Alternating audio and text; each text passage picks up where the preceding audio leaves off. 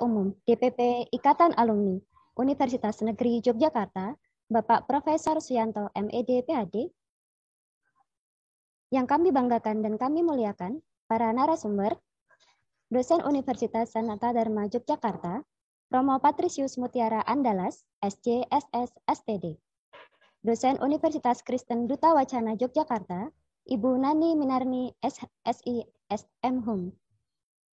Yang kami hormati, para wakil rektor, Bapak Ibu Dekan, Direktur Program Pasca Sarjana, Ketua Lembaga, Ketua Badan, Kepala Biro, Ketua Pengelola Kampus UNY Gunung Kidul, dan Kampus UNY Wates. Yang kami hormati, Wakil Dekan Bidang Kemahasiswaan dan Alumni, dan Wadir Bidang Akademik dan Kemahasiswaan Program Pasca Sarjana. Yang kami hormati, Dewan Pengawas IKA UNY dan segenap pengurus DPP, DPD, DPC, DPCK, dan DPKF IKA UNY. Yang kami hormati, para tamu undangan, serta Bapak Ibu hadirin peserta Karangmalang Education Forum ke-17 yang berbahagia. Puji syukur kita panjatkan kehadirat Tuhan Yang Maha Esa yang telah melimpahkan rahmat-Nya kepada kita semua, sehingga pada hari ini, Jumat 10 Desember 2021, kita dapat hadir secara daring melalui virtual live on Zoom dan YouTube channel Ikatan Alumni Universitas Negeri Yogyakarta dalam acara Karangmalang Education Forum ke-17 dengan tema Pendidikan Kristen Katolik di Yogyakarta. Bapak Ibu hadirin yang kami hormati, mengawali rangkaian acara pada hari ini, menyanyikan lagu Kebangsaan Indonesia Raya. Bapak Ibu hadirin dimohon dalam sikap sempurna.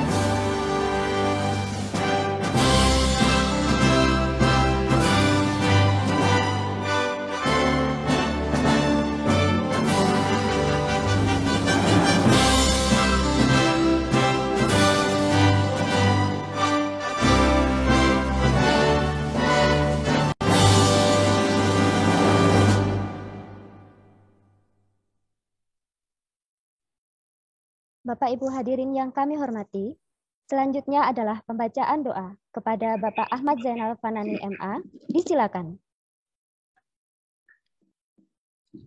Assalamualaikum warahmatullahi wabarakatuh. Lagu Kebangsaan Indonesia Raya. Hadirin mohon duduk dengan sikap sempurna.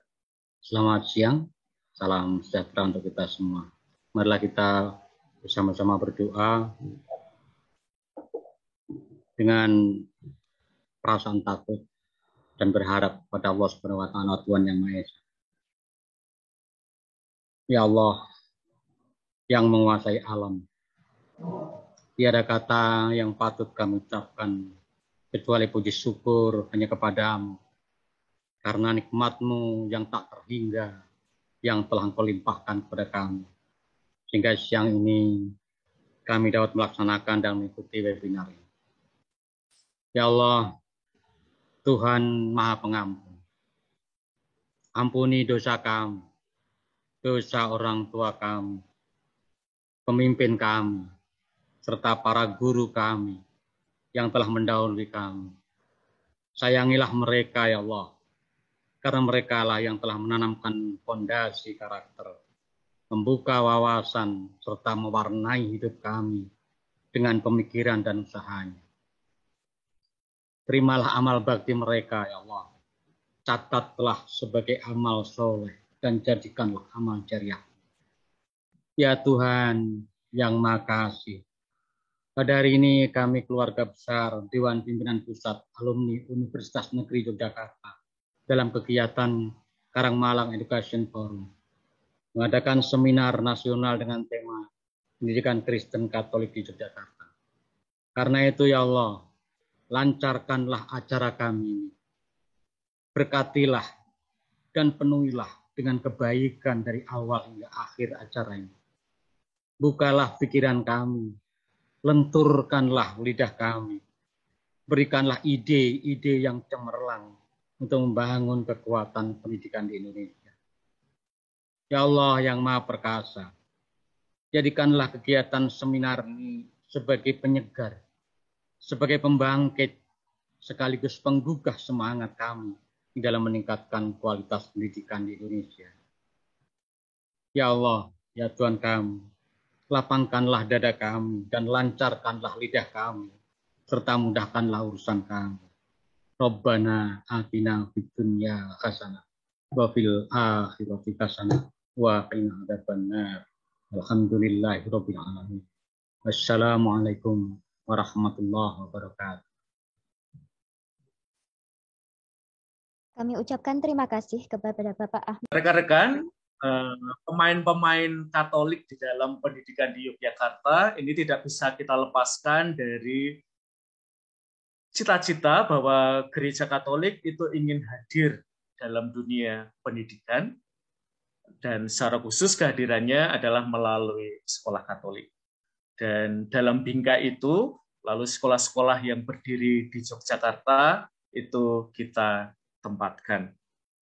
Dan ada usaha berkesinambungan, pembaruan berkesinambungan, sehingga sekolah-sekolah ini bisa menjadi lembaga pendidikan sekaligus ciri kekatolikannya itu tetap terasa di dalam praktik pembelajaran terutama.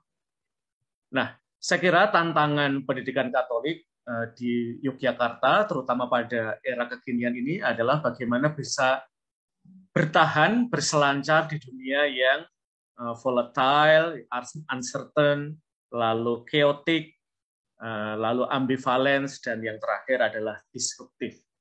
Dan ketahanan lembaga-lembaga pendidikan Katolik juga di Yogyakarta dalam dunia yang serba baru ini nanti akan bercerita ya tentang kisah-kisah dari masing-masing lembaga itu. Misalnya kalau saya boleh mengambil contoh Canisius adalah salah satu yayasan yang bergerak di bidang pendidikan dasar dan menengah, dan kalau kita melihat 40 tahun terakhir sebenarnya dari jumlah mengalami penyusutan yang signifikan. Jadi misalnya saja dalam 20 tahun terakhir ini jumlahnya berkurang sekitar 50 sekolah. Status sekolahnya sekarang ini ada tinggal 72. Jadi dari segi jumlah sebenarnya mengalami penyusutan dan berusaha untuk bertahan dalam dunia termasuk Yogyakarta yang kita alami sekarang ini. Nah, yang istimewa terutama untuk sekolah-sekolah pelopor adalah bahwa dia berusaha untuk berada di lokasi masyarakat kita berada, terutama pada wilayah-wilayah yang tidak perkotaan. Maka itu salah satu ciri khas pendidikan lembaga Canisius yang ada di Yogyakarta, berada di tempat di mana masyarakat negara, pemerintah setempat itu belum hadir dalam dunia pendidikan. Maka memang kehadirannya itu tidak terutama di kota-kota ya. Itu mungkin agak berbeda dengan universitas seperti Sangat Dharma yang ada di Jalan Kejayaan ini. Nah, kalau kita boleh merangkum pendidikan Katolik itu pendidikan yang seperti apa juga yang berlangsung di Yogyakarta. Yang pertama adalah pendidikan yang memberikan penghormatan akan martabat kemanusiaan, lalu memberikan kesempatan semua kemampuan mereka, lalu pendidikan yang lebih holistik karena baik merangkum yang kognitif, afektif, sosial, profesional, etis, dan spiritual. Lalu iklimnya adalah kolaborasi dan solidaritas. Saya kira tadi Pak Rektor, NY, dan UKDW kita punya sejarah yang panjang dalam kolaborasi akademik, lalu kemajuan di bidang riset, dan penghargaan akan gagasan-gagasan, keterbukaan terhadap dialog, kemampuan berinteraksi, bekerja sama, dalam semangat kebebasan dan kepedulian. Ini bisa kita lihat dengan macam-macam warna ya yang ada pada yayasan-yayasan Katolik yang terlibat dalam pendidikan di Yogyakarta. Nah, saya kira sekarang ini kalau saya boleh ya melihat beberapa skripsi, terutama yang terkait dengan isu-isu pendidikan yang ada di sekolah-sekolah Katolik di Yogyakarta. Barangkali tantangan terbesarnya di bidang pendidikan adalah bisa menemani para pembelajar zaman ini. Dan tentu sebagai lembaga pendidikan Katolik ada kelembaman ya di dalam melayani pembelajar zaman now ini. Salah satunya yang sudah dideteksi adalah seringkali lembaga pendidikan itu menyediakan jawaban dan resep siap jadi yang tidak diminta oleh pembelajar. Maka sebenarnya selalu ada tantangan ya. Di satu sisi kita menjaga tradisi pendidikan Katolik dan pada saat yang bersamaan perlu melakukan perubahan di dalam lembaga-lembaga pendidikan Katolik, termasuk yang ada di Yogyakarta. Seringkali halangannya adalah ketakutan terhadap perubahan. Maka kalau kita boleh melihat, baik itu sejarah Kanisius, Marsudirini, lalu Pangudi Luhur, termasuk Sanata Dharma, selalu ada perutusan dalam bidang pendidikan yang perlu dibarui. Karena kalau tidak, kita akan mengalami kemandekan. Dan kalau kita boleh menempatkan itu dalam konteks kekinian sekarang ini, misalnya ekonomi berbasis pengetahuan itu menjadi atmosfer pembelajaran Katolik termasuk yang ada di Yogyakarta. Dan itu nanti mengubah paras pendidikan Katolik yang ada di Yogyakarta. Nah, juga apalagi perjumpaan dengan generasi Alpha, generasi Z, ini mengubah juga ya paras pendidikan Katolik yang berlangsung di Yogyakarta ini. Apalagi kalau kita memperhitungkan karakteristik mereka, beberapa adalah mereka sangat menekankan kebebasan, lalu kustomisasi, lalu pencarian hingga ujung, integritas, kolaborasi, pendidikan yang tidak fun itu kehilangan peminat, lalu kecepatan, dan inovasi. Ini adalah perjumpaan kita dengan generasi-generasi baru pembelajar, termasuk yang ada di Yogyakarta. Maka misalnya Sanata Dharma sebagai salah satu aktor pendidikan Katolik pada level perguruan tinggi, itu perlu membentuk, kita sebut aja tim-tim animasi, sehingga kita bisa berjalan bersama para pembelajar zaman now ini. Dan kita menyadari bahwa seringkali kita mengalami diskoneksi dengan mereka, berikut pergumulan-pergumulannya.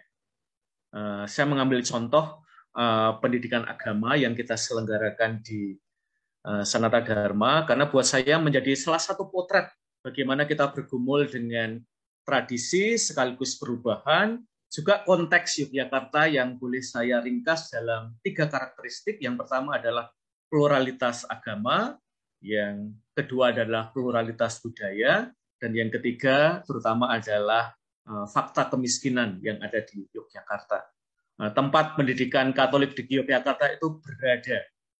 Kita senantiasa memperhitungkan 3 ciri dari Yogyakarta itu dalam pembicaraan kita tentang pendidikan Katolik. Apalagi nanti kalau kita memperhitungkan yang tadi sudah disebut juga pada awal, revolusi industri 4.0 dan juga masyarakat 5.0, lalu pendidikan Katolik di Yogyakarta itu menjadi lebih complicated ya, dan saya kira nanti kita bisa ngobrol dengan teman-teman UKDW juga teman-teman UNY ya, bagaimana kita membayangkan pendidikan Katolik juga pendidikan yang lintas agama ya, punya keterbukaan terhadap pluralitas agama, pluralitas budaya, dan juga memperhitungkan terutama mereka yang miskin, tersingkir, difabel. Nah, ini cara kami di Sanata Dharma, misalnya mendesain pendidikan agama. Ini salah satu puisi dari Kiai Haji Mustofa Bisri yang kami perkenalkan juga ya, bahkan untuk teman-teman Sanata Dharma yang kalau dilihat dari nominalnya sebenarnya yang Muslim itu 15% ya, yang Katolik jauh lebih banyak. Tetapi kami ingin bahwa kekayaan yang ada dalam agama-agama lain itu kita introdusir kepada mereka. Nah, saya kira yang penting juga dalam konteks ini adalah bahwa pendidikan Katolik itu senantiasa menciptakan budaya perjumpaan. Jadi kita mencoba mencari titik-titik temu. Dan keyogyakartaan, masyarakat Yogyakarta itu menjadi tempat pendidikan Katolik berjumpa. Apalagi nanti kalau perjumpaan itu kita tempatkan dalam percakapan yang lebih luas ya, dengan teman-teman di UNY, teman-teman di UKDW, dan lembaga-lembaga pendidikan yang lainnya. Karena kita menyadari bahwa kita akan menjadi kaya kalau kita berjejaring satu dengan yang lain, tidak menutup diri. Maka semangat untuk ketemu, mencari titik temu, membangun jembatan, merencanakan sesuatu yang melibatkan semua orang, ini juga menjadi ciri dari pendidikan Katolik dalam konteks Yogyakarta. Dan kita sangat menghindari ya perjumpaan yang hanya formal, memperkaya pendidikan yang kita, maka misalnya dalam konteks pendidikan agama, dialog-dialog antar agama dan kepercayaan itu menjadi ruh dari pendidikan Katolik, pendidikan agama yang kita selenggarakan untuk semua mahasiswa-mahasiswi yang ada di dalamnya. Dan kami semakin menyadari bahwa suara-suara yang berbeda itu memberikan kontribusi untuk harmoni, termasuk di Yogyakarta. Dinamika yang kami lakukan beberapa tahun terakhir, terutama untuk Yogyakarta, adalah kita ingin merawat Yogyakarta, kita ingin merawat Indonesia melalui pendidikan yang kita lakukan. Nah, ini adalah salah satu dinamika yang kami lakukan, terutama dalam perjumpaan dengan insan di Sanata Dharma. Secara khusus itu kami discern agama dan pencarian eksistensial relevan ya, sekarang ini terutama dengan Permendikbud nomor 30, bahwa kalau kita mendengarkan kisah anak-anak kita juga, bahkan pada level-level pendidikan sebelumnya, kekerasan seksual itu terjadi. Maka kita mengangkat dari isu insecure, ya, body shaming, sampai sekarang ini menciptakan kampus yang bebas dari predator seksual. Dan tentu isu simpel yang kami alami bahwa kita berada di Yogyakarta, miniatur Indonesia, dan sebagaimana disampaikan oleh Triagara, bahwa kota membangun manusia, Yogyakarta telah membangun gereja Katolik di Yogyakarta, maka sekarang panggilan gereja Katolik di Indonesia, terutama melalui sekolah-sekolah, untuk terlibat dalam merawat Yogyakarta. Nah, kalau saya boleh merangkum dari beberapa skripsi, diskusi yang berlangsung di antara lembaga-lembaga pendidikan Katolik di Yogyakarta, seperti Kanisius, Marsidirini, Pangudi Luhur, misalnya, terutama dalam perjumpaan dengan generasi-generasi yang paling akhir ya, ini mengubah metode pembelajaran kita. Dan kalau saya boleh merangkum, ada 3. Yang pertama adalah naratif, yang kedua adalah estetik, yang ketiga adalah digital. Jadi sekarang ini pendidikan, terutama pada generasi beriman alfa dan generasi beriman Z, itu perlu tidak berisi informasi-informasi, tetapi kisah-kisah yang mengubah hidup mereka ya. Jadi isinya tidak dogma ya, tetapi perjumpaan dengan Allah, dengan yang ilahi yang mengubah hidup mereka. Maka lalu kisah para pembelajar menjadi sangat penting ya. tidak ada kisah mereka dalam isi kita yang tidak penting. Kisah mereka istimewa, dan karena itu mengubah ya cara kita mendidik, pedagoginya, dinamika pembelajarannya. Lalu yang kedua, saya mengutip puisinya Mas Jokpin, penyair di Yogyakarta, jalan keindahan. Ini adalah menjadi jalan pendidikan juga. Pendidikan yang mengabaikan keindahan itu tidak Katolik. Pendidikan yang Katolik itu memberikan ruang yang sangat lapang untuk jalan keindahan atau jalan seni, dan bahkan tadi Pak Rektor sudah menyampaikan sebenarnya juga ada satu bagian yang saya hilangkan, yaitu jalan pembinaan fisik ya, olahraga ya. Itu juga adalah jalan pendidikan yang menurut saya Yogyakarta ini mendidik kita ya. Dan tentu terutama kalau kita memperhitungkan generasi Alpha dan Z ya, musik ya sebagai salah satu jalan keindahan di dalam pendidikan. Maka misalnya Senata Dharma kita akan segera punya ini ya, prodi musik ya, sebagai agar pendidikan kita semakin holistik ya, seperti teman-teman di UNY, di ISI, dan di lembaga lain yang udah terlebih dahulu ya memberi contoh bahwa pendidikan yang holistik itu perlu memasuki bidang seni, sesuatu yang kita sadar belakangan ya.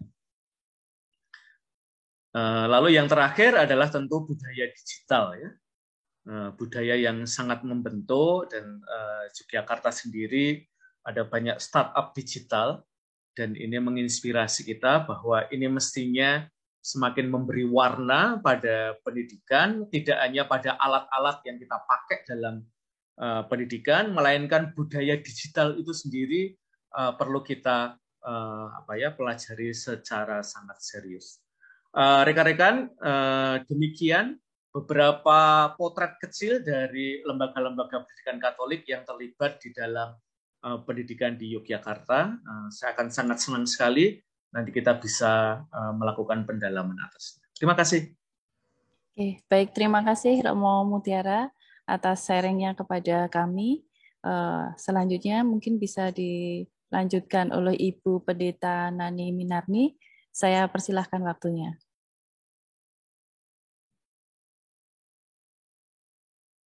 Baik, terima kasih Bu Rohma. Saya akan melanjutkan dengan sharing ya.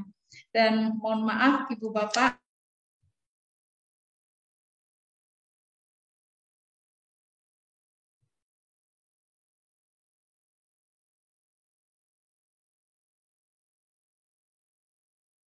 mohon maaf Bapak Ibu, apakah suara Ibu Pendeta Nani bisa didengar? Tidak. Ya, terima kasih.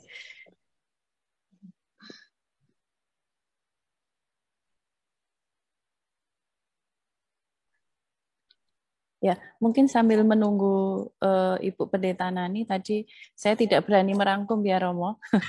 Cuman apa yang saya tangkap tadi dari sharingnya Romo, mungkin ya tadi ada beberapa hal yang terpenting adalah menjaga tradisi Katolik begitu ya.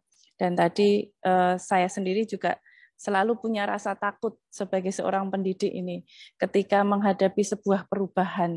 Tadi juga untuk menjaga tradisi Katolik ini kan tentu tidak mudah.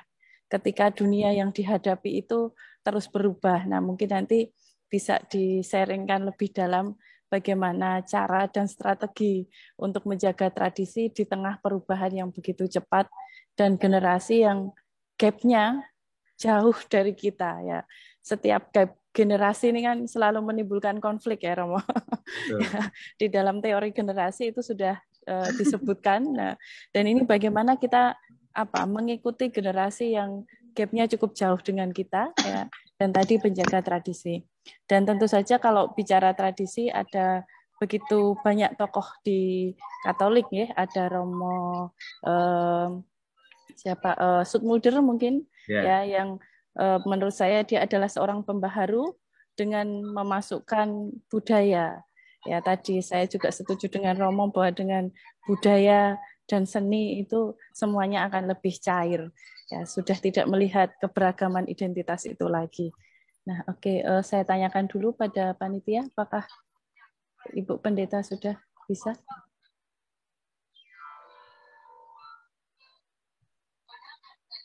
Oh, baik, ternyata belum. Mungkin kita rubah sedikit. Kita diskusi dengan Romo dulu kepada Bapak Ibu ataupun peserta diskusi. Apakah ada diskusi dan pertanyaan? Bisa dilayangkan lewat chat atau langsung raise hand dan bisa berkomunikasi langsung dan sharing dengan Romo Mutiara. Baik, saya persilahkan.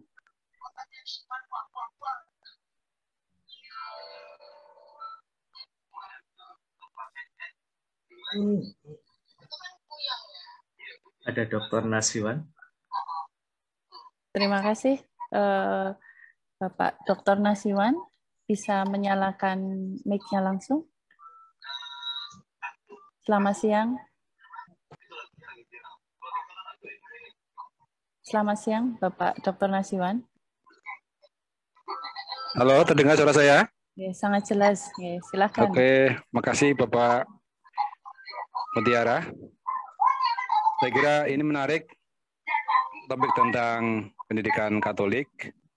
Saya kira Katolik telah menyumbangkan banyak tokoh di Indonesia ya, baik pada pergerakan juga seperti itu apa? Ada tokoh yang sangat terkenal ya, J.K. Simo ya Mas Laya ya, dulu dalam 4 bulan itu.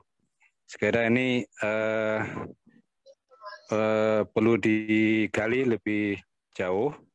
Walaupun tadi Bapak mengatakan bahwa di Jogja ada penyusutan dari si Jumat, tapi segera dari si kualitas telah teruji ya sejak zaman dulu, zaman pergerakan sampai sekarang ini masih bertahan.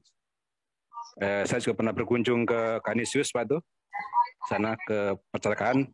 Juga saya pernah berkunjung ke Tirakara untuk mencari itu jurnalnya bagus sekali. Dan saya juga pernah ikut 3 kali seminar di Percik itu. Saya kira saya ikut menikmati banyak produk intelektual dari Katolik ya, dan saya kira itu bagus. Dan mungkin kalau dapat dapat diresumkan apa itu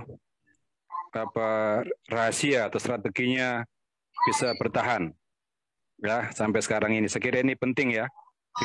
Itu juga saya kira bisa bertahan di mana, di Italia kan, menghadapi perkembangan yang sangat berat di Eropa saya kira. Mungkin kalau saya secara umum ya, mungkin Katolik itu bertahan mungkin juga kepakaran para tokohnya ya, itu di dalam menekuni, di dalam mempelajari filsafat saya kira ya. Itu jadi karena filsafatnya kuat, jadi dia memahami epistemologi keilmuan, sehingga itu bisa dipakai untuk instrumen menghadapi banyak perkembangan ya di dunia ini. Saya kira mungkin itu yang mungkin orang lain tidak sedalam Katolik ya. Saya pernah membeli jurnal itu yang di Jidakara itu Pak, beberapa jilid itu ke sana itu. Saya kira itu sangat serius jurnalnya itu, dan saya ikut menikmatinya. Mungkin kalau di Jogja tadi Bapak mengatakan ada pluralisme kemiskinan ya, budaya. Mungkin satu hal yang mungkin belum diperhatikan di Jogja juga, saya kira Jogja itu Pak ya, sumber tradisi Pak ya. Saya ingin tahu bagaimana ini Katolik ini berinteraksi dengan tradisi keraton Jakarta. Apakah sejak awal sudah mempunyai pandangan atau ada perkembangan menarik ketika menyikapi perubahan lembaga keraton di Jakarta ini? Saya kira begitu Pak. Makasih atas tanggapannya. Matur nuwun. Baik, terima kasih pada Bapak Dr. Nasiwan. Mungkin ada lagi, kita rangkum dulu, Romo. Okay. Baik, yang lain monggo silahkan. Jika ada pertanyaan atau mungkin sesuatu yang ingin di-sharingkan dengan Romo Mutiara, mumpung ada di sini. Baik, ada 2. Saya persilahkan dulu Bapak Asnan, monggo. Selamat siang. Selamat siang. Sugeng siang, Prof. Romo Mutiara. Saya Asnan, sekarang berada di Kota Baru, Romo. Ya. Dan karena kami bergerak di bidang pariwisata, kami sampaikan bahwa minat generasi muda untuk mengetahui tentang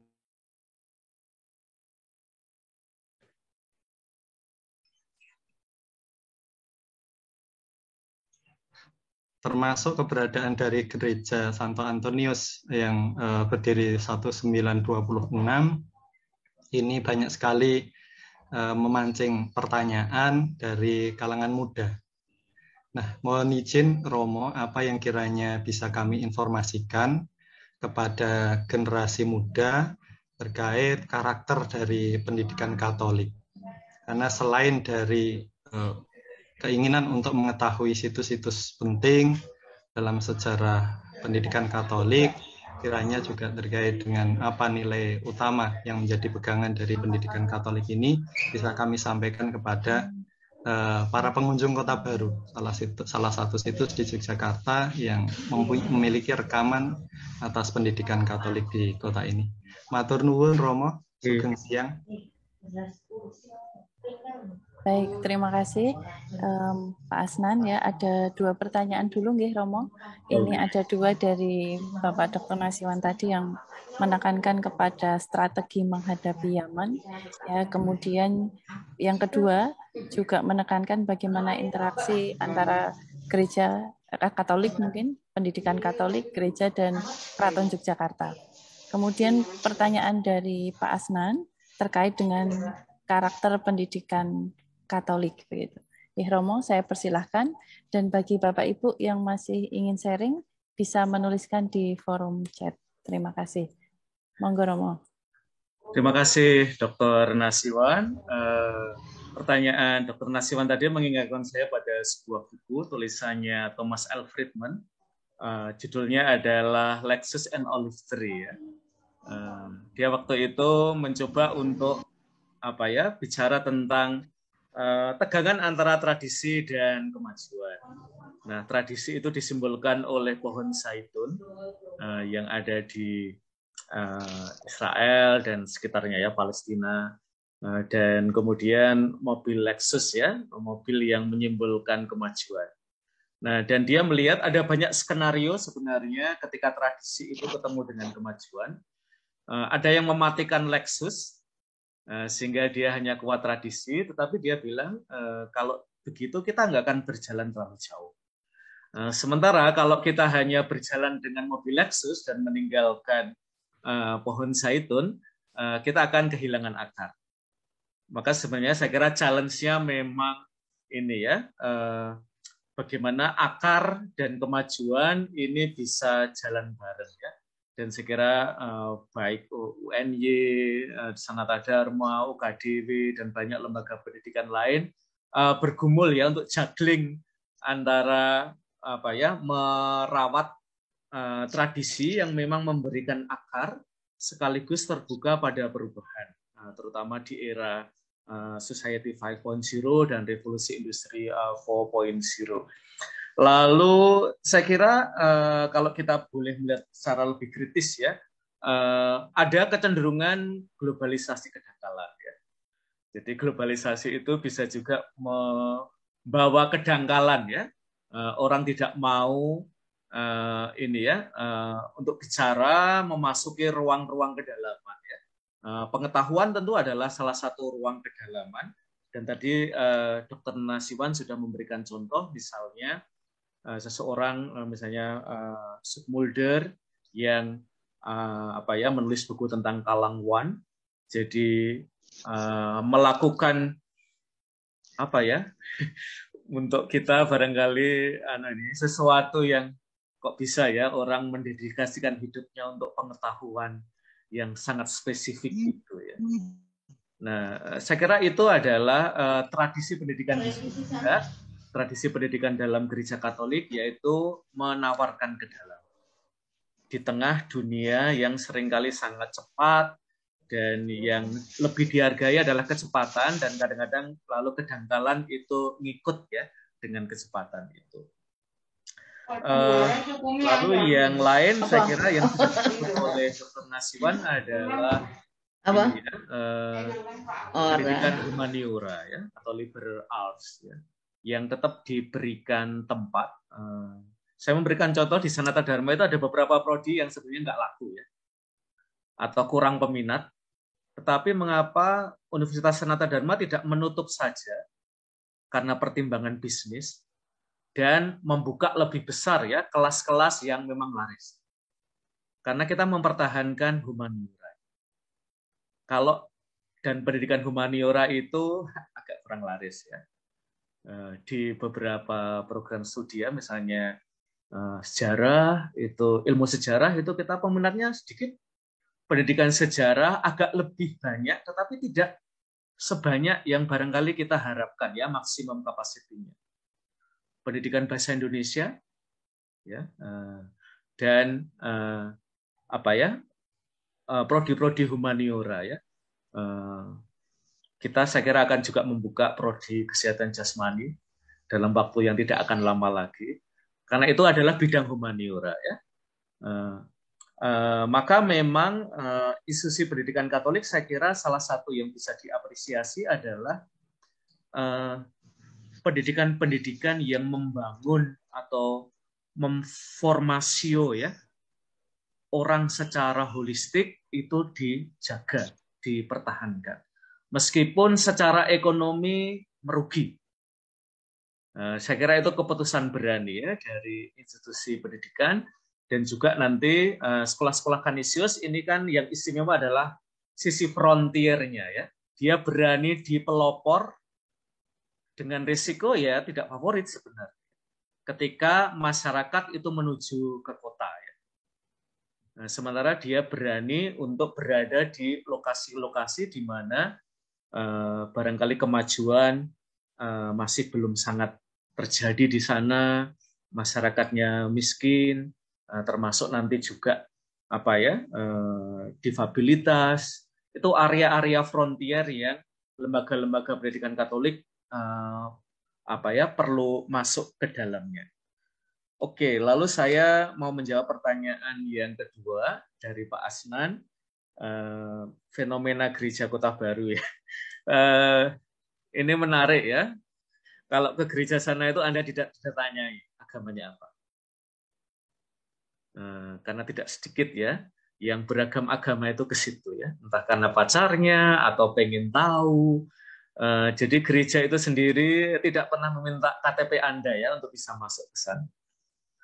Jadi yang ke sana itu tidak otomatis Katolik ya, bisa jadi yang Kristen atau Hindu, Buddha, Konghucu, mungkin kepercayaan yang barangkali mereka pada momen untuk ya menegaskan semacam religious calling mereka ya, apakah gereja Katolik itu menjadi tempat mereka mau melabuhkan imannya atau ya mereka ingin belajar lebih lanjut tentang itu. Maka kalau saya boleh merangkum, dan ini saya kira sangat Katolik ya, yaitu penghargaan akan keberagaman. Buat saya itu menjadi ciri ya, keterbukaan terhadap keberagaman dan penghargaan terhadap keberagaman. Maka kalau lembaga-lembaga pendidikan Katolik tidak lagi memberikan ruang bagi pembelajar dari agama dan kepercayaan lain, dia tidak lagi menjadi sekolah Katolik. Dan saya kira ini struggle untuk banyak sekolah Katolik juga di Yogyakarta ya. Misalnya memberikan ruang doa bagi teman-teman Muslim, Kristen yang lain, lalu Hindu, Buddha, memberikan bahkan dukungan finansial untuk kegiatan-kegiatan religius mereka. Ini saya kira menjadi salah satu penanda yang kita banyak belajar juga dari Yogyakarta. Karena Yogyakarta dibangun di atas keberagaman. Dan kita ingin merawat keberagaman itu. Saya kira itu Mas Asnan yang bisa saya bagikan. Jadi nanti selain ke gereja Kota Baru, ya boleh ke Sanata Dharma, boleh ke Kanisius juga ya, mungkin semacam edu piknik ya. Saya kira Yogyakarta juga bisa kita lihat ya dalam lembaga-lembaga Katolik dari level taman kanak-kanak sampai level perguruan tinggi ya. Saya kira ada potret Yogyakarta di sekolah-sekolah Katolik. Terima kasih. Baik, terima kasih Romo. Ada satu mungkin Romo nanti bisa ditahan dulu. Ya. Tadi interaksi dengan Kraton Jogja ya dari Bapak Dr. Nasiwan belum disampaikan oleh Romo. Nanti mungkin bisa kita jawab. Ya. Tapi mohon maaf ya Romo, kita pending dulu. Ini Ibu Pendeta sudah bisa mendengar suara saya? Ibu Pendeta, selamat siang. Ibu Pendeta Nani. Sebentar.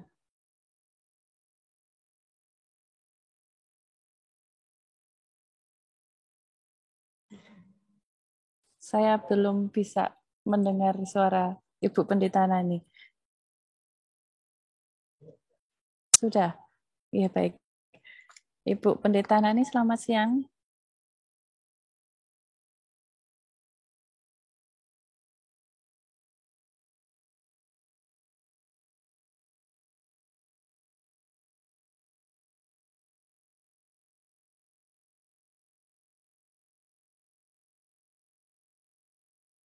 Ya, baik. Nampaknya belum bisa bergabung, Romo. Jadi kita harus berbincang-bincang dulu. Saya dulu itu juga tadi, Romo, termasuk edu wisata education yang di Kota Baru. Gimana ya? Karena saya suka sekali di perpustakaannya. Terbuka untuk umum, begitu lengkap dan pelayanannya sungguh bagus. Kalau di sana itu teman-teman membayangkan seperti perpustakaan di Leiden. Mirip sekali. Ya, baik, Ibu Pendeta sudah bergabung ya, Ibu Pendeta Nani. Ya. Sudah Ibu, mohon maaf ini tiba-tiba jaringannya hilang. Ya, tidak apa-apa. Baik Romo, mohon maaf nih Romo, kita beralih dulu ke Ibu Pendeta Nani. Saya persilahkan untuk paparannya Ibu kurang lebih 20 menit. Ya baik, terima kasih Bu Rohma. Ibu Bapak mohon izin share screen. Semoga lancar.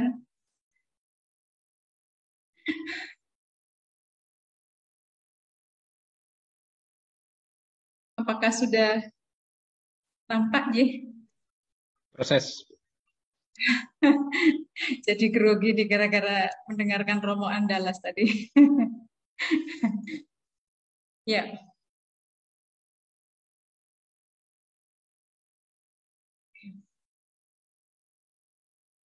Mohon maaf, apakah sudah bisa bergerak ya? Saya belum melihat. Apakah bisa kami bantu, Ibu? Oh baik, mungkin di-share ke panitia. Sudah saya kirim, Bu. Oke, baik. Ya, mohon maaf ini jaringannya sepertinya memang tidak memungkinkan.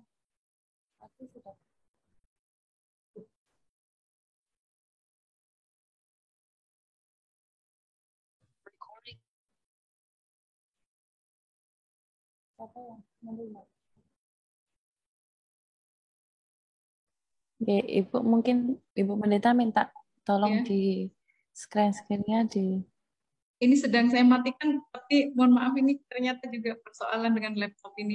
Jadi ya baik, mungkin bisa. Ya baik, atau mungkin sambil jalan ya sambil boleh, ya, Bapak. Ya, mohon maaf sebelumnya atas ketidaknyamanan ini karena gangguan teknis. Baik, saya secara pribadi tidak berani mengatakan mewakili ya seluruh sekolah-sekolah Kristen yang ada di DIY karena memang agak berbeda dengan Katolik. Ada siapa yang menjadi ownernya. Nah, sehingga pada saat ini saya mencoba untuk melihat dan sharing dari apa yang dekat dengan kami begitu ya. Jadi sebenarnya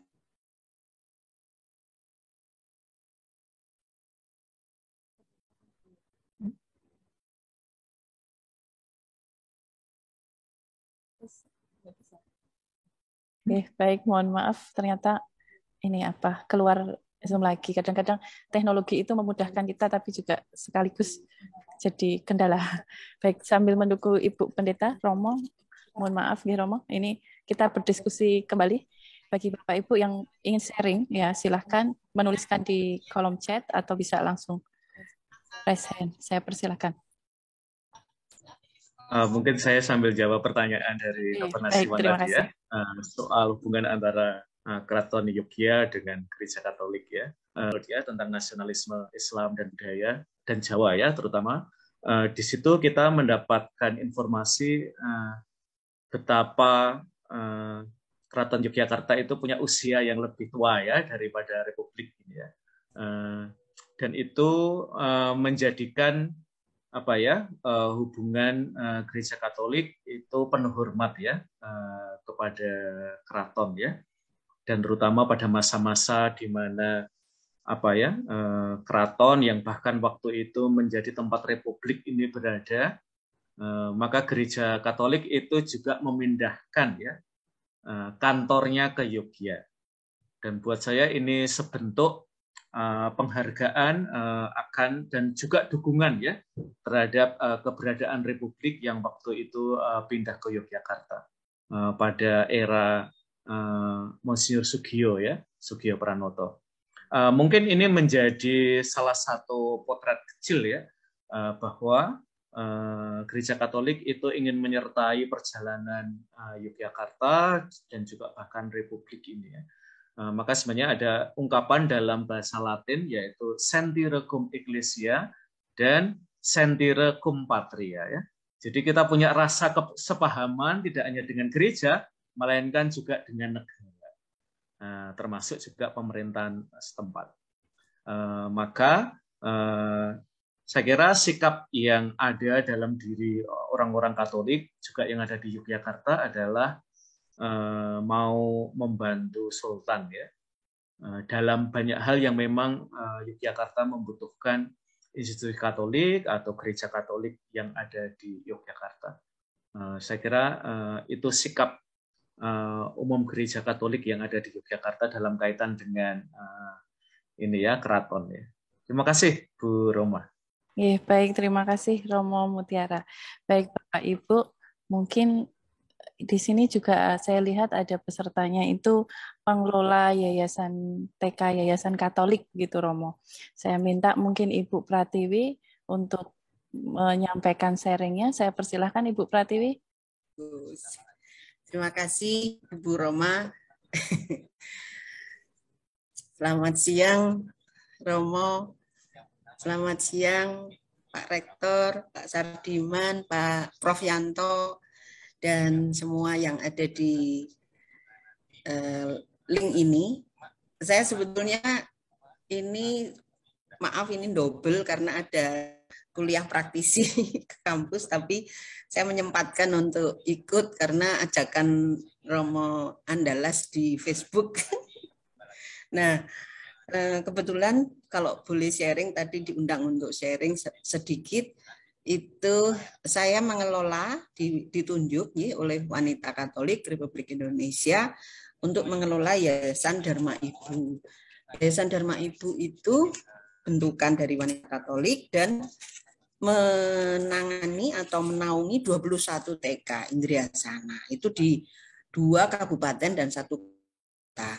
Kabupaten Bantul, Sleman, dan kota. Nah, ada 21 TK, yang terbanyak adalah di Sleman, TK Indriasana.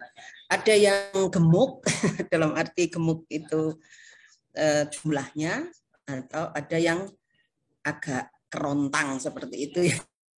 Sedikit, tetapi kami tetap prinsipnya adalah melayani. Nah, ada yang unik ya di TK kami itu adalah, maaf, salah satunya itu di Somoitan ya, di daerah Somoitan. Waktu itu Romo Yatno, beliau sudah almarhum, yang diminta oleh salah satu tokoh di sana, Bapak Kadus, untuk Bapak Kadus itu memwakafkan tanah. Kemudian mau di sini didirikan TK, lalu TK Indriasana. Nah, TK Indriasana ini satu-satunya namanya satu itu Ngembesan dan itu Indriasana Turi, tetapi itu filial ya. Jadi akhirnya filial yang Turi itu ikut ke Ngembesan. Nah, ini semua siswanya dan bu gurunya juga Muslim ya. Bu gurunya sudah sertifikasi ya, namanya Bu Nur, dan tentu kami memperlakukan TK ini istimewa dalam arti kami memang punya prinsip-prinsip Katolik gitu ya. Tetapi karena ini satu kondisi yang unik, yang indigenous seperti itu, jadi kami memang membebaskan dalam arti monggo, tapi tetap kurikulum tetap mengikuti kurikulum yang dimintakan dari pendidikan, lalu kemudian guru itu sendiri artinya mengembangkan, Bunur itu sendiri mengembangkan di sana, dan itu beberapa kali memang pernah dikunjungi oleh yayasan yang lain, terutama misalnya Yayasan DED. Yayasan DED itu adalah yang mengelola sekarang sekolah-sekolah Mangunan, ya, sekolah-sekolah Romo Mangun. Kebetulan saya di sana juga di DED itu sebagai pengawas yayasan. Ini nampaknya di sini juga ada Bulis ini. Beliau Bulis ini juga sebagai pengurus tapi di DED. Barangkali nanti juga bisa berbagi sharing untuk itu. Nah, kalau saya ya hanya itu, memiliki pengalaman selama lebih kurang 12 tahun untuk mengelola yayasan ini dengan 21 TK. Kami memiliki guru 76, lalu ada PNS-nya, ada yang guru yayasan, dan sudah kami usahakan untuk mereka sertifikasi. Tetapi memang kebanyakan guru kalau dilihat dari keyakinannya, yaitu ada 3, meskipun yang misalnya yang Muslim itu minoritas ya, tentu saja. Yang Katolik lebih banyak, lalu ada Kristen dan seterusnya. Nah, itu barangkali yang bisa saya sharingkan. Kira-kira tambahannya apa lagi? Yang terjadi adalah murid-murid kami juga ada sekitar, belum pandemi itu ada sekitar 800 ya di seluruh TK itu, tetapi ketika pandemi itu juga menjadi berkurang ya, sekitar 600 saja. Tetapi kami tetap memiliki prinsip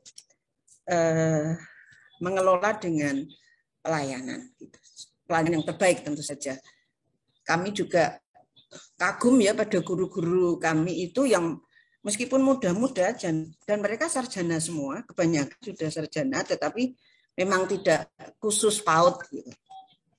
Jadi sarjana-sarjana itu dari ekonomi, dari FT dan seterusnya, tetapi militansinya di dalam pengabdian itu luar biasa sekali, dengan gaji yang tidak banyak gitu ya, tidak banyak. Guru TK kami itu memang kami beri standar misalnya 1 juta untuk awal gitu ya, tetapi kami mendorong para guru itu untuk coba bagaimana caranya untuk kuliah lagi gitu ya, kuliah lagi S1 PAUD, lalu nanti bisa mengikuti sertifikasi. Dari situlah paling tidak guru-guru itu bisa sejahtera. Kami mengusahakan seperti itu.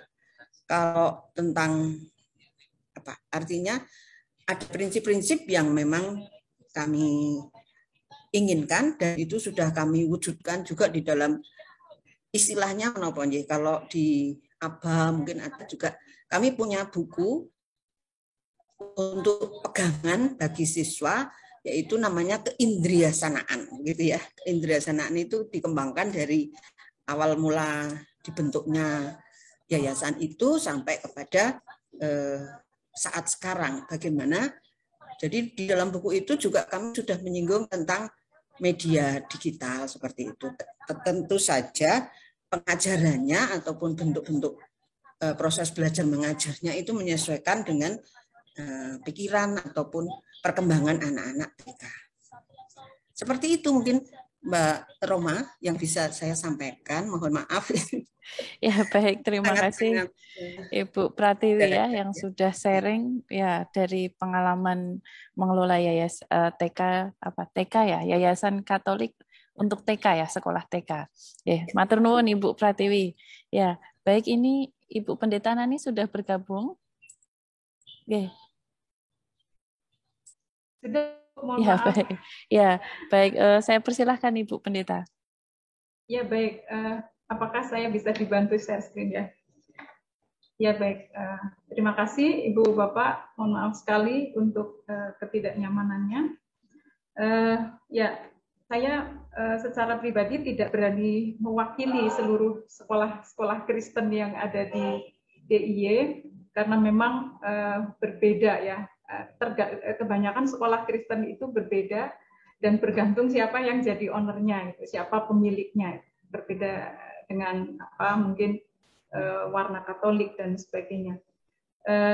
Saya ingin memulai dengan apa yang ada dalam slide saya, terutama sebenarnya saya rangkum dari makalah yang ada. Mungkin slide berikutnya. Diklik-klik saja supaya langsung. Ya, Ibu Bapak, ini bagian ini yang diklik lagi, Pak. Ya. Ya. Saya memulai dengan pemikiran yang saya pinjam dari Biku Parek tentang bagaimana seseorang mencoba membuat identifikasi dirinya, gitu ya. Dan ternyata menurut Biku Parek itu ada 3 komponen utama yang membantu seseorang menyadari siapa dirinya, lalu bagaimana dia hidup bersama dengan yang lain. Nah, yang pertama adalah faktor keluarga, di mana itu keluarga adalah pembentuk karakter dasar seseorang. Lalu kemudian sekolah itu sifatnya adalah pendukung bagi proses transformasi dan identifikasi diri. Lalu yang ketiga adalah masyarakat. Nah, dari sini kemudian saya tertarik dengan Parek yang mengatakan bahwa masyarakat itu adalah ruang yang paling terbuka ya, seperti tadi Romo katakan, dengan banyak persoalan di dalamnya, ruang yang sangat terbuka. Demikian juga akan ada perjumpaan dengan identitas-identitas yang lain. Nah, khusus untuk pengalaman sekolah-sekolah Kristen, saya memulai dengan pertanyaan, apakah sekolah Kristen itu identik dengan kristenisasi? Mohon maaf, saya memulai dengan ini karena berangkat dari pengalaman yang mungkin terjadi di 2 tempat yang itu merupakan contoh kasus yang kemudian akan coba dilihat. Nah, Ibu Bapak, berikutnya, slide berikutnya. Ya. Ada 2 ya paradigma di dalam memahami misi Kristen. Yang pertama, secara umum seringkali bahwa paradigma lama itu mengatakan misi Kristen adalah diutus untuk menjadi murid, dan itu berarti proses pembelajaran menjadi murid lalu ditandai baptis dan biasanya akan menjadi Kristen, atau tujuannya adalah supaya orang mengalami menjadi Kristen atau dalam rangka pencapaian kuantitas. Lalu dalam paradigma lama ini, amanat perutusan itu kadang-kadang dimaknai bahwa orang di luar Kristen itu tidak selamat. Nah, panggilan iman yang sering digemakan dalam paradigma yang lama adalah menjadi saksi Kristus, lalu mengalami pertobatan. Nah, ini tidak lagi dipakai, sehingga kemudian yang digunakan adalah paradigma baru ya, di mana amanat perutusannya kemudian berubah. Jadi amanat perutusan yang digunakan adalah menyadari ya bahwa di dalam hidup di dalam dunia ini itu harus berperan. Jadi pada Matius 5 ayat 13 sampai 16 ini kemudian yang digunakan adalah menjadi terang dan garam. Artinya ada tanggung jawab yang harus diambil, ada peran yang harus dilakukan, dan itu kemudian dikerjakan bersama-sama dengan yang lain. Sehingga cara pandangnya kemudian berubah. Di orang di luar Kristen berarti adalah mitra, rekan sekerja, dan juga menjadi sahabat untuk bersama-sama menjawab perubahan dan juga tantangan hidup bersama. Nah, lalu panggilan imannya adalah mengimitasi hidup Yesus, artinya dalam hal pelayanan dan sebagainya. Lalu dalam hal misi pendidikan Kristen biasanya tergantung siapa yang menjadi owner ya, pemilik dari lembaga pendidikan Kristen itu.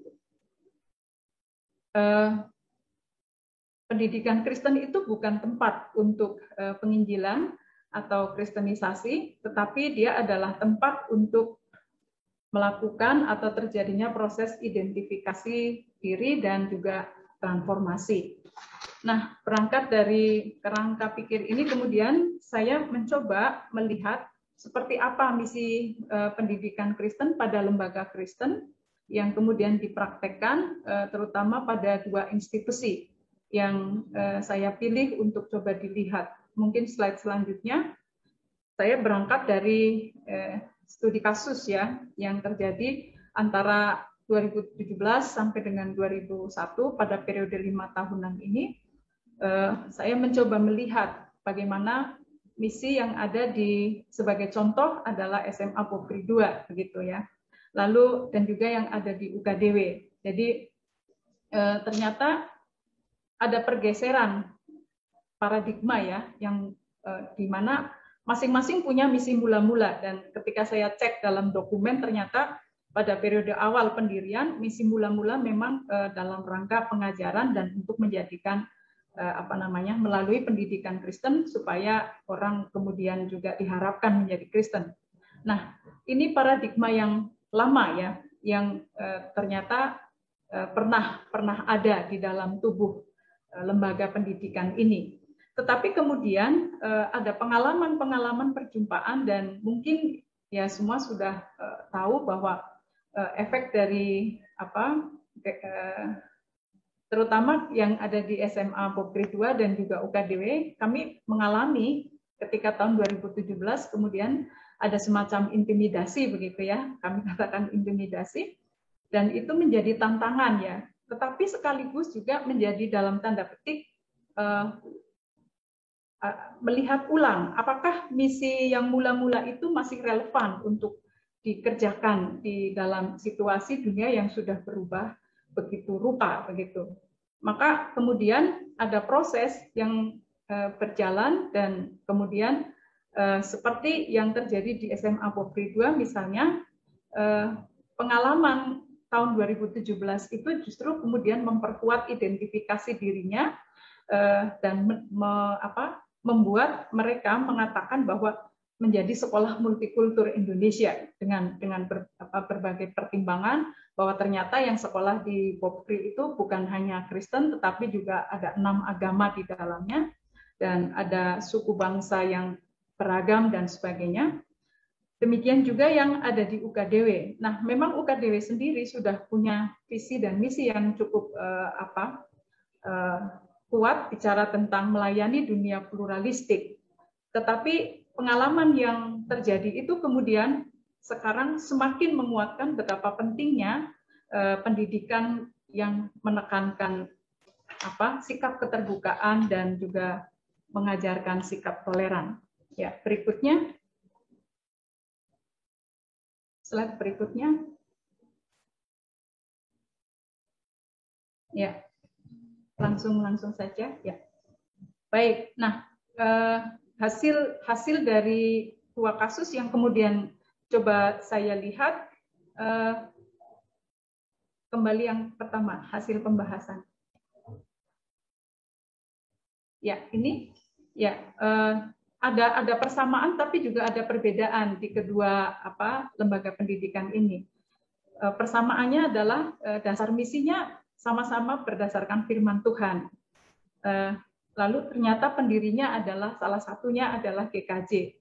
Dan ketika dilihat persamaan yang lain adalah sama-sama ingin meningkatkan derajat bangsa dan juga concern terhadap budaya. Lalu sama-sama mendukung ideologi Pancasila. Ini berdasarkan dokumen yang tertulis. Nah, sedangkan perbedaannya adalah bahwa di antara 2 lembaga ini pada fokusnya ya, kalau SMA jelas pada sekolah menengah, lalu sedangkan yang di UKDW dulu pernah yang mula-mula fokusnya adalah calon pendeta gitu, tetapi kemudian dalam perkembangannya tahun 85 ke sini kemudian mengalami perkembangan. Jadi tidak lagi untuk sekolah teologi, tapi seperti sekarang sudah ada bidang-bidang keilmuan yang lain, sehingga kemudian ilmu teologi yang dulu mula-mula didirikan dalam rangka menghasilkan para evangelis, para pekabar Injil, sekarang kemudian menjadi teologi yang sifatnya bisa semacam keilmuan, bahkan setara dengan ilmu yang lain. Nah, ketika dilihat berikutnya faktor penyebab terjadinya perkembangan misi di antara kedua lembaga ini ada dua ya, yang pertama dari sisi internal dan yang kedua dari sisi eksternal. Yang secara internal adalah berkutat pada persoalan tata kelola kelembagaan. Saya kira ini menjadi persoalan yang klasik di lembaga pendidikan Kristen. Lalu juga terus-menerus menghidupi panggilan dan perutusannya ya untuk tugas perutusan dan panggilannya di dalam dunia ini dihayati lagi untuk apa itu. Lalu secara internal juga ternyata ada pertimbangan bagaimana untuk menjaga keberlangsungan dari lembaga. Nah, sedangkan faktor yang dari luar saya kira yang menjadi pertimbangan bagaimana kemudian ada perubahan terhadap misi, ada dampak politik, sosial dan ekonomi dan juga bencana. Selain juga ada kebijakan-kebijakan dari negara, peraturan-peraturan yang itu harus diikuti oleh lembaga pendidikan. Nah, lalu juga bagaimana menjawab perubahan global yang menurut saya tadi Romo sudah menyampaikan, itu semua hal yang dihadapi oleh semua orang, termasuk juga di dalam lembaga pendidikan. Nah, lalu bagaimana praktek di masing-masing institusi? Dari hasil melihat pada SMA Bokri dan juga UKDW ada 3 hal yang nampaknya mirip gitu dalam praktek implementasi misi yang digariskan. Pertama secara formal, jadi melalui kurikulum, misalnya melalui pendidikan agama, lalu mengikuti standar pemerintah, lalu ditambah dengan nilai-nilai kekristenan, atau yang kemudian dikenal dengan karakter, misalnya kalau Duta Wacana nilai kedutawacanaan, sedangkan di Bokri dikenal dengan kebokrian. Lalu di dalam yang bersifat non formal itu ada soft skill ya yang diberikan kepada naradidik. Pengalaman di UKDW soft skill ini diberikan sejak mahasiswa masuk melalui program pengembangan diri, lalu juga ada leadership skill, lalu ada gladi spiritualitas, di mana ada praktek-praktek lintas agama yang juga dikerjakan dalam rangka menumbuhkan dan mendukung nilai-nilai kedutawacanaan seperti itu. Selain itu juga ada kegiatan ekstrakurikuler yang bermacam-macam seperti seni budaya, kegiatan kerohanian, dan juga unit keolahragaan. Ibu Bapak, mungkin saya akan sharing sedikit tentang bagaimana praktek pendidikan agama yang ada di Universitas Kristen Duta Wacana. Jadi pengalaman-pengalaman yang pernah terjadi kemudian membuat kita merenung betul begitu ya. Kalau misi mula-mula kampus atau katakanlah lembaga pendidikan ini untuk mendukung Pancasila, mendukung Indonesia, maka itu harus betul-betul disupport. Nah, di dalam praktek pendidikan agama yang kami kerjakan di Duta Wacana, secara khusus kami mengembangkan beberapa model pembelajaran gitu yang kami coba tawarkan adalah model yang mencoba mengkombinasi antara praktek konseling dan juga pengembangan diri. Lalu kami namakan metodenya Guardian Angel begitu. Jadi dan itu cukup efektif ketika mahasiswa baru yang sama sekali belum kenal, lalu situasinya pandemi, kita ketemukan dengan metode Guardian Angel, mereka bisa bertumbuh begitu. Nah, jadi di dalam pendidikan agama tidak melulu soal bicara tentang agama Kristen juga, tetapi juga belajar agama-agama yang lain. Nah, dalam praktek pendidikan agama yang ada di UKDW, misalnya dalam rangka menyuburkan sikap toleran, itu kami menyediakan namanya laboratorium spiritualitas. Jadi meskipun kampusnya kecil gitu, tapi di tempat kami ada musola, ada pura kecil, lalu ada wihara kecil dan juga kapel yang bisa dipakai untuk mereka saling sharing.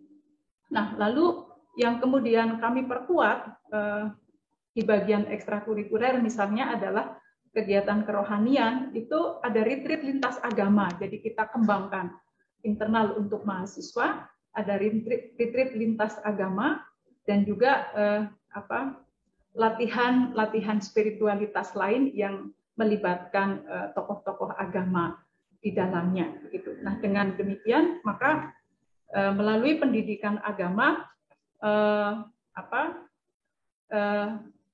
yang terjadi bukan lagi bicara soal kristenisasi, tidak, tetapi ada dialog, dan inilah yang sebenarnya menjadi jiwa dari kampus UKDW, yaitu menumbuhkan mahasiswa yang plural, juga sangat terbuka terhadap satu sama lain. Nah, yang terakhir, kesimpulan yang didapat dari proses pembandingan dua lembaga ini, bahwa ternyata fungsi misi itu penting untuk menjadi pengarah bagi proses identifikasi baik terhadap institusi Kristen maupun terhadap naradidik. Jadi ketika seseorang masuk belajar tentang pendidikan agama di UKDW, tidak menjadi seorang Kristen, tetapi menjadi semakin kuat di dalam keagamaannya sendiri. Lalu pergeseran misi yang terjadi baik di kedua pihak berdasarkan data yang ada, gitu. Jadi kalau dirunut dari misi mula-mula, kemudian dilihat pada konteks yang sekarang, maka kalau dulu mungkin bicara tentang konversi atau kuantitas, kemudian sekarang lebih kepada kualitas. Jadi identifikasi diri, bagaimana Anda menjadi seorang Kristen, bagaimana Anda menjadi seorang Muslim, bagaimana Anda menjadi seorang Hindu atau Buddha yang belajar dan tinggal bersama di kampus Kristen, lalu peran aktif apa yang bisa dilakukan. Nah, yang ketiga adalah pendidikan agama kemudian menjadi media yang menguatkan toleransi. Jadi bukan berisi tentang indoktrinasi. Ini yang dikembangkan. Lalu yang terakhir, misi berdirinya lembaga pendidikan Kristen bagaimanapun adalah dalam rangka mendukung tegaknya NKRI dan berdasar pada ideologi Pancasila. Nah, ini yang bisa saya sampaikan. Mohon maaf untuk hal-hal yang mungkin tidak berkenan. Terima kasih, saya kembalikan. Baik, terima kasih Ibu Pendeta. Bapak Ibu, tadi paparan dari Ibu Pendeta Nani. Silahkan bagi yang ingin sharing, bisa raise hand atau bisa menuliskan di kolom chat. Ya, saya persilahkan.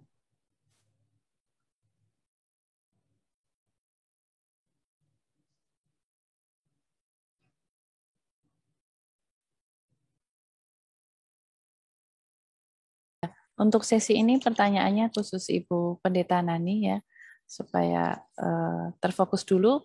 Nanti kalau ada pertanyaan untuk Romo Mutiara, setelahnya boleh.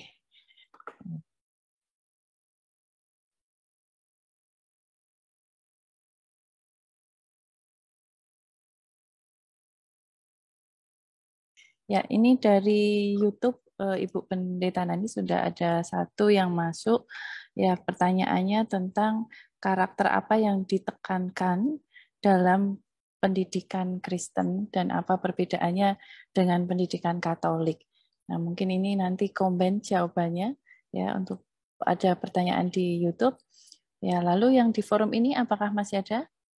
Silakan Bapak Ibu untuk raise hand. Ya, mungkin sambil menunggu pertanyaan selanjutnya. Ya, silakan Ibu Pendeta bisa menjawab pertanyaan tadi. Baik, terima kasih.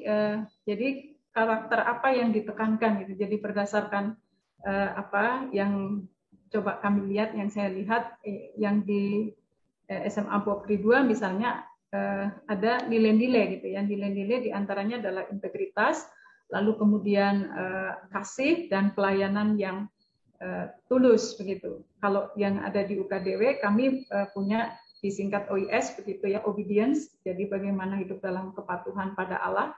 Tetapi yang itu kemudian tadi diterjemahkan dalam konteks pendidikan agama misalnya, jadi patuhlah kepada Allahmu begitu ya. Jadi seorang Muslim ya patuh kepada Allah yang diyakini, yang Hindu, yang Buddha, yang Kristen juga begitu. Lalu yang kedua karakter menjadi excellence. Bagaimana kita memberi yang terbaik gitu dalam tanggung jawab, dalam pekerjaan dan sebagainya kita memberi yang terbaik. Lalu karakter berikutnya adalah integritas. Jadi menjadi pribadi yang berintegritas, dan yang terakhir adalah service. Jadi kalau di Duta Wacana sendiri ada karakter yang dikembangkan itu 4 yang utama, tapi di dalamnya ada banyak turunannya. Jadi misalnya ketika bicara tentang integritas ya berarti ada latihan bagaimana untuk menjadi pribadi yang betul-betul berintegritas, dan biasanya itu dihubungkan misalnya ketika ada program soft skill leadership ya gitu, misalnya kepemimpinan, maka di situ akan ada alat atau tool yang juga digunakan untuk mengukur apakah saya seorang pribadi yang terindikasi, misalnya ada satu topik tentang korupsi gitu ya. Korupsi, apakah saya terindikasi punya potensi menjadi koruptor? Nah, itu kami buatkan indikatornya. Nah, dari situ maka kemudian akan belajar mengevaluasi terhadap diri sendiri. Jadi itu karakter yang dikembangkan berdasarkan nilai-nilai yang kemudian dihayati. Nah, mungkin satu lagi yang menarik saya kira yang kami dapat dari SMA Pokri 2 misalnya, mereka mencoba mengembangkan pelayanan yang tulus ketika merespon situasi yang bencana. Sebagai sekolah multikultur, Pokri 2 sekarang mencoba mengembangkan menjadi sekolah alam gitu. Jadi yang menarik, mereka sekarang memiliki area yang kurang lebih seluas 5.000 meter begitu, ada di daerah Klaten. Nah, mungkin juga terinspirasi dari Mangunan kalau tidak salah begitu ya. Dan di situ konsepnya adalah bagaimana sekolah ini memberikan ruang yang mahasiswa untuk betul-betul belajar, dan disitulah nilai-nilai seperti integritas, kasih, keseriusan itu kemudian coba dipraktekkan gitu. Saya kira itu, Bu. Baik, terima kasih. Ini ada satu pertanyaan lagi untuk Romo Mutiara maupun Ibu Pendeta Nani.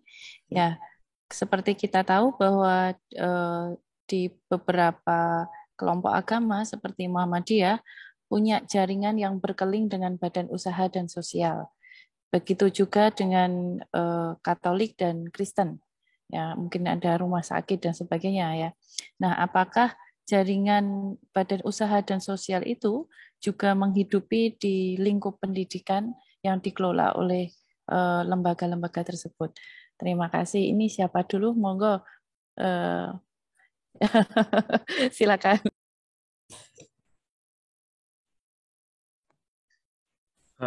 Bu Nanik dulu aja. Mungkin Romo dulu juga nggak apa-apa.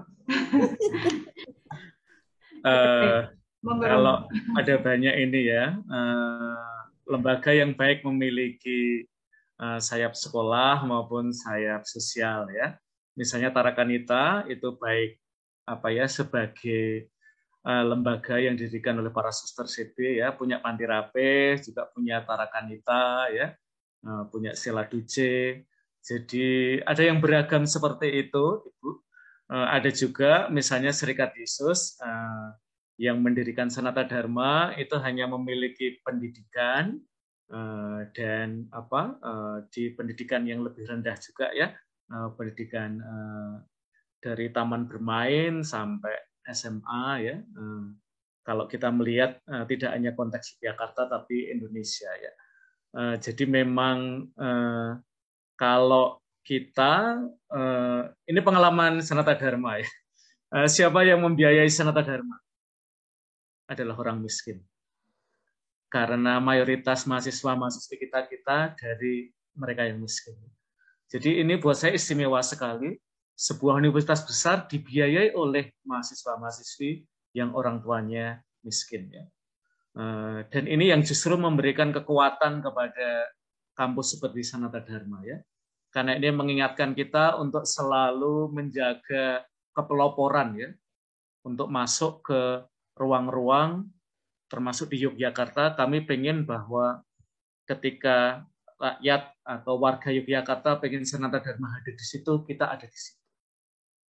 Saya kira ini cara kita ya menjaga koneksi dengan warga Yogyakarta, juga dengan warga Indonesia secara umum. Ya.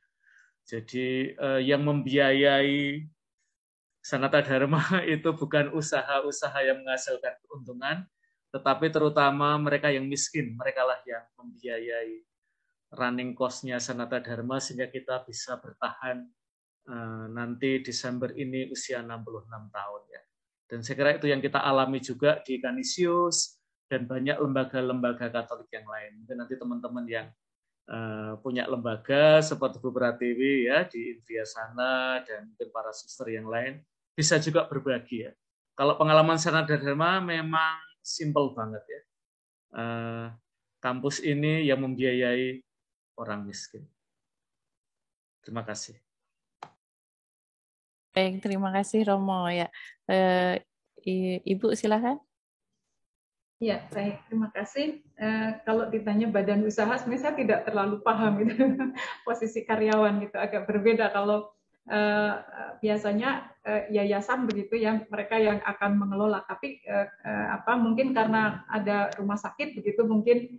Nah, mungkin ada, saya tidak tahu perhitungannya persisnya seperti apa begitu. Tapi itu biasanya sih tergantung pada kesepakatan awalnya gitu. Nah, kalau badan usaha yang mendukung UKDW apa ya? Saya kurang begitu paham. Tetapi yang saya tahu bahwa UKDW ini didukung oleh 12 gereja gitu. Jadi GKJ itu hanya salah satu, sedangkan ada 12 gereja inilah yang kemudian kalau tadi Romo mengatakan disupport oleh kaum papa begitu, kami secara moral dan juga finansial itu didukung oleh 12 gereja ini yang ada di misalnya di Sumatera ada GKSPS, lalu di Sumba juga ada, lalu Gereja Bali, lalu GKI Jatim, Jateng dan Jabar, lalu ada GKP dan GITJ gitu. Jadi ada juga GKMI Gereja Muria gitu. Jadi biasanya ada semacam komitmen melalui beasiswa begitu. Jadi mereka supportnya mungkin tidak berupa finansial untuk lembaga, tidak, tetapi dalam bentuk dukungan beasiswa. Jadi kami kuat di bagian ini. Jadi yang kuliah ada program beasiswa yang itu datangnya dari gereja-gereja pendukung atau pendiri dari KDW. Saya kira itu. Kalau yang lain dulu konon Duta Wacana itu miliknya Belanda begitu, jadi masih suka disupport gitu ya. Tapi sekarang sudah tidak lagi, sudah lama tidak, sejak menjadi sangat mandiri. Saya kira demikian. Terima kasih. Baik, terima kasih Romo Mutiara dan Ibu Pendeta Nani. Ya, sangat menarik sekali diskusi kali ini dan saya pikir ini juga sangat bermanfaat ya kita berdialog satu sama lain ya. Kadang kalau untuk mengenal orang lain itu ada rasa takut ya. Tak kenal maka tak sayang begitu. Apalagi kalau kita dilahirkan di lingkungan Islam saja, ya mungkin Romo di lingkungan Katolik, Ibu Nani di lingkungan Kristen, kalau tidak ada sharing itu takut untuk saling mengenal dan saya pikir ini adalah forum yang cukup bagus sekali. Baik, terima kasih sekali atas waktunya dan atas ilmunya yang disaringkan pada kami. Mungkin sebagai closing pada Prof. Yanto selaku DPP IKA UNY, saya persilahkan Prof. Oke, terima kasih. Saya mengikuti dengan seksama. Kadang-kadang bahkan saya tidak bernapas supaya berkonsentrasi bagaimana penjelasan dari Pendeta Nani Milani dan juga Romo Prastisius Mutiara Andalas. Karena sepengetahuan saya tentu memahami apa yang terjadi di pendidikan Katolik Kristen itu ya sejauh saya bertanya-tanya secara informal. Saya juga banyak teman ya. Jadi di Jakarta kami bergaul dengan Romo Baskoro, kemudian Romo Pendeta Pinata Sairin, dan juga di Sanata Dharma dulu saya juga pernah satu pesawat dengan Romo Marwan apa ya? Ada ya? Itu saya kira waktu ke Inggris bareng dan Priyono Marwan ya, Prof. Ya, Romo Marwan ya. Priyono Marwan. Ya, Romo Priyono Marwan ya. Ya itulah, tapi saya lebih komplit perspektif saya dengan mendengarkan dua narasumber ini. Kalau di Facebook ya kadang-kadang bertanyanya kepada Bu Tiwi misalkan saja. Tapi kan sepotong-sepotong. Dan hari ini saya kira kita semua bisa mendengarkan konsep yang lebih utuh walaupun belum utuh sekali. Tidak mungkin bisa memiliki pemahaman yang sangat utuh dalam waktu 3 jam. Insya Allah. Jadi di waktu yang lain kita akan bertemu lagi untuk menyambung silaturahim sehingga kita memiliki pandangan yang lebih baik. Begitulah closing remark saya, dan sekali lagi terima kasih kepada Ibu Pendeta Nani Minarni dan Romo Prastisius Mutiara Andalas.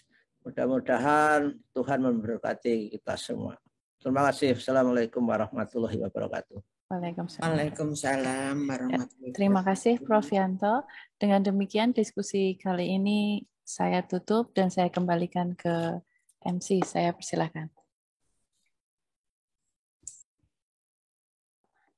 Baik Bapak Ibu yang kami hormati, demikianlah tadi sesi seminar panel.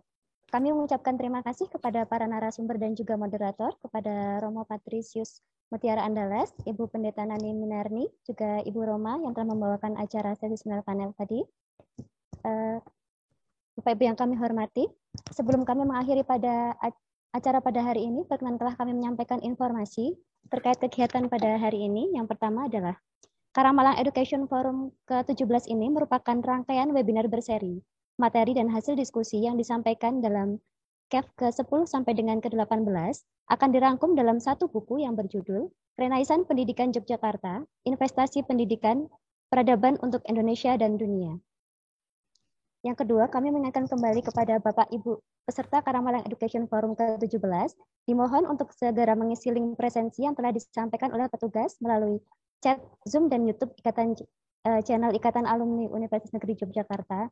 Peserta dimohon untuk bisa menuliskan nama lengkap dengan gelar dan juga alamat emailnya. Yang ketiga, untuk materi seminar dan juga sertifikat akan dibagikan secara langsung kepada para peserta setelah mengisi link presensi. Baik Bapak Ibu hadirin yang berbahagia, demikianlah tadi serangkaian acara telah kita lewati bersama.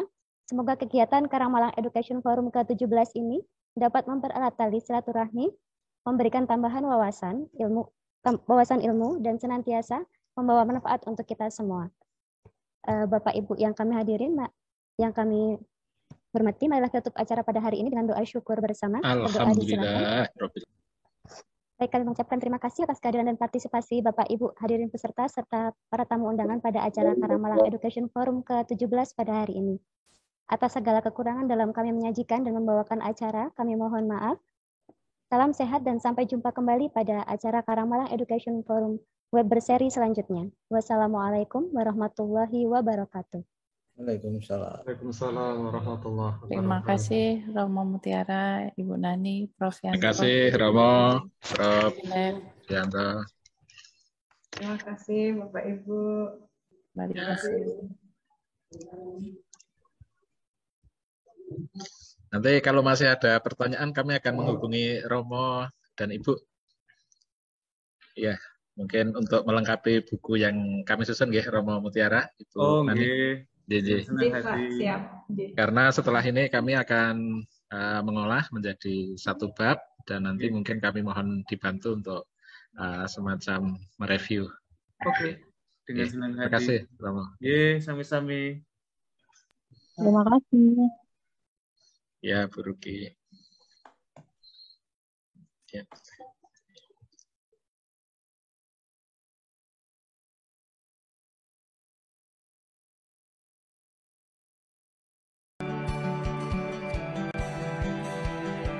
Di Indonesia yang terus berkembang dari segi tata ruang kota, laju ekonomi, pendidikan, kehidupan masyarakat dengan tetap mempertahankan budaya adiluhung, cagar budaya, keindahan alam, dan lainnya.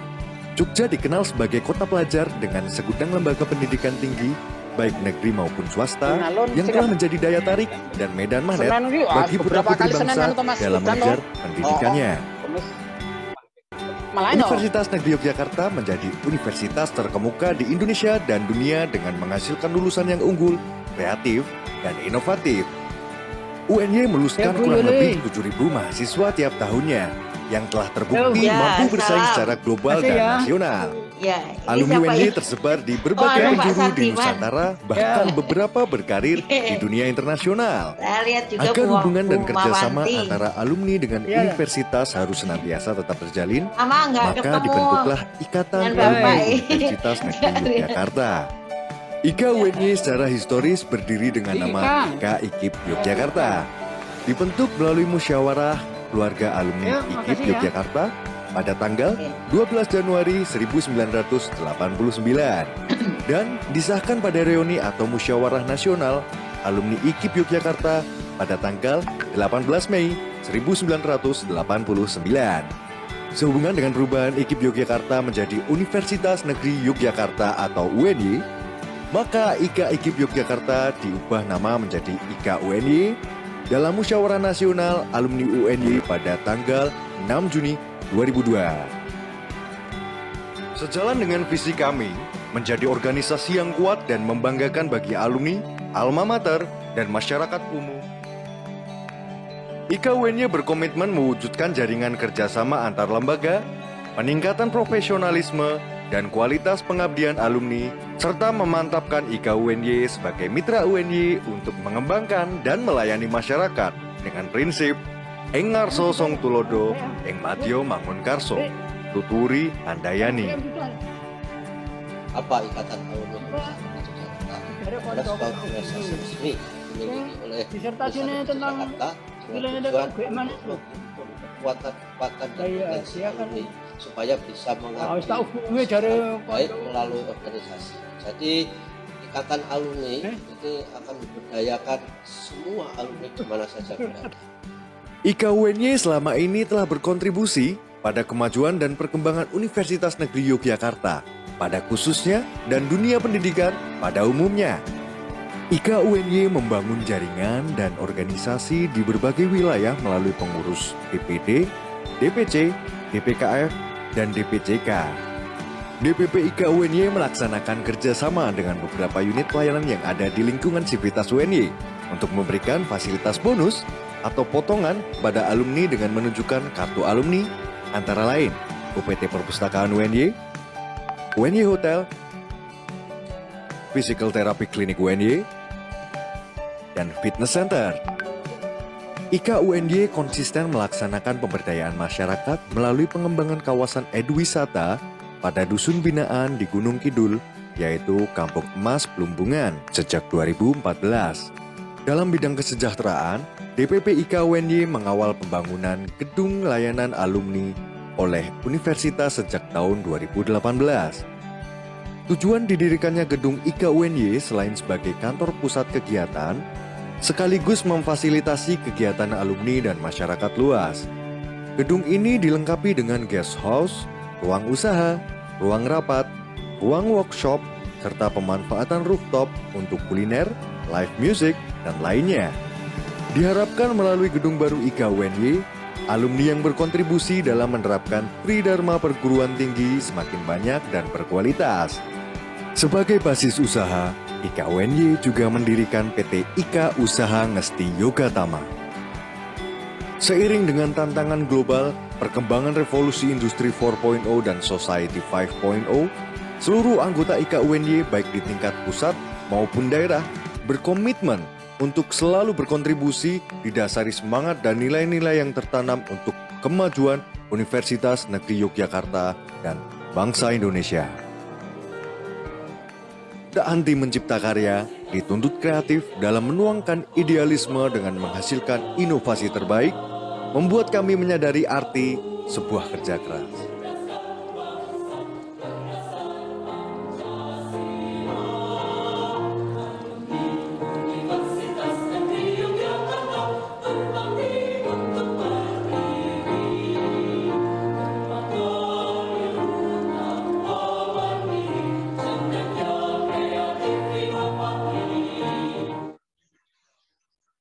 Dari segi tata ruang kota, laju ekonomi, pendidikan, kehidupan masyarakat dengan tetap mempertahankan budaya adiluhung, cagar budaya, keindahan alam, dan lainnya.